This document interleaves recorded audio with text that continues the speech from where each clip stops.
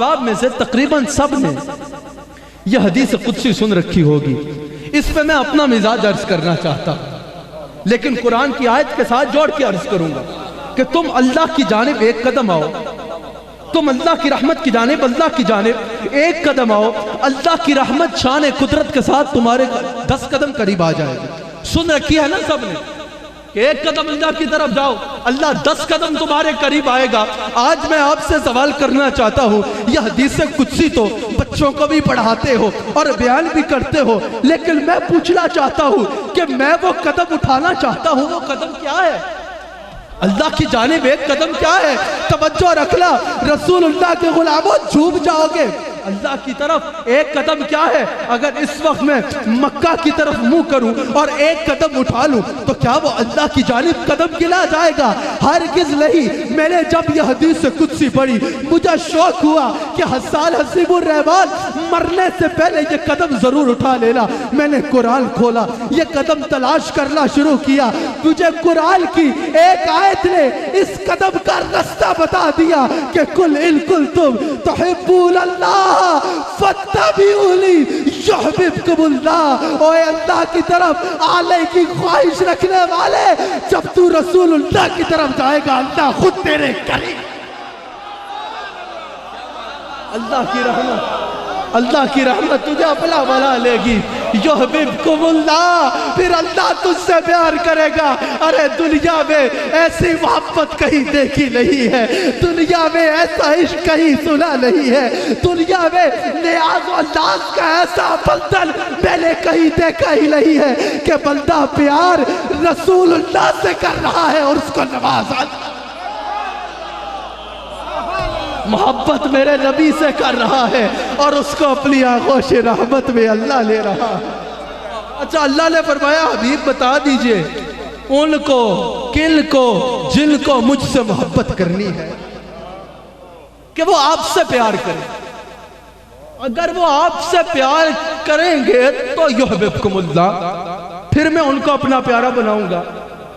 کسی کو اختلاف ہو تو حق ہے، لیکن میرا مزاج ہے اس لیے عرض کروں گا. لیکن مزاج قرآن کے مزاج کے خلاف نہیں ہے کہ اللہ کریم نے فرمایا حبیب ہمیں اس کی محبت تب تک قبول نہیں ہے جب تک اس میں آپ کی محبت شامل نہ ہو. سمجھے؟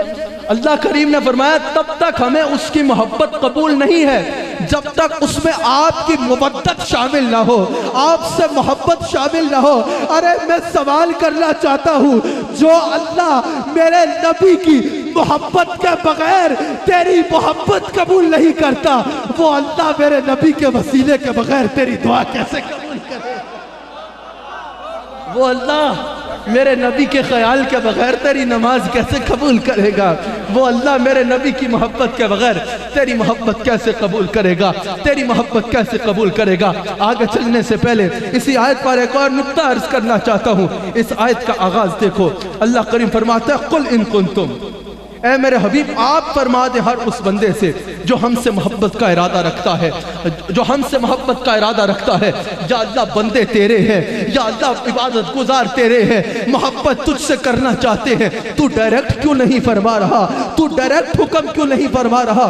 تو اس پر قادر ہے کہ تو اپنے چاہنے والوں کو، اپنے عبادت گزاروں کو، اپنے ماننے والوں کو ڈائریکٹ حکم فرما دے. یا اللہ تو ڈائریکٹ حکم کیوں نہیں فرماتا؟ حبیب کے ذریعے سے کیوں رستہ بتاتا ہے؟ حبیب کے ذریعے سے کیوں رستہ بتاتا ہے؟ آج میں ایک سوال کو ہمیشہ کے لیے آپ کے ذہنوں میں صاف کر کے جا رہا ہوں. آج کل ایک جماعت یہ کہتی ہے کہ ڈائریکٹ اللہ سے کلام کرو، ڈائریکٹ اللہ سے باتیں کرو، ڈائریکٹ اللہ کے ساتھ رستہ بناؤ، نبی کے وسیلے کی ضرورت نہیں ہے. میں سوال کرنا چاہتا ہوں، آدم علیہ السلام سے لے کر محمد الرسول اللہ تک، یا آدم علیہ السلام سے لے کر آج تک کوئی ایک مقام ایسا دکھا دو کہ اللہ نے ڈائریکٹ کسی بندے سے کلام کیا ہو. اس کی تو شان ہی یہ ہے کہ وہ جس سے کلام کرتا ہے وہ نبی بن جاتا ہے. تو جب وہ اللہ کے نبی کے ذریعے کے بغیر ہم سے کلام نہیں کرتا تو ایک گناہگار بنتا ہو کہ نبی کے وسیلے کے بغیر اس تک کیسے پہنچ سکتا؟ بس لوگ کہتے ہیں ہم کو خدا چاہیے،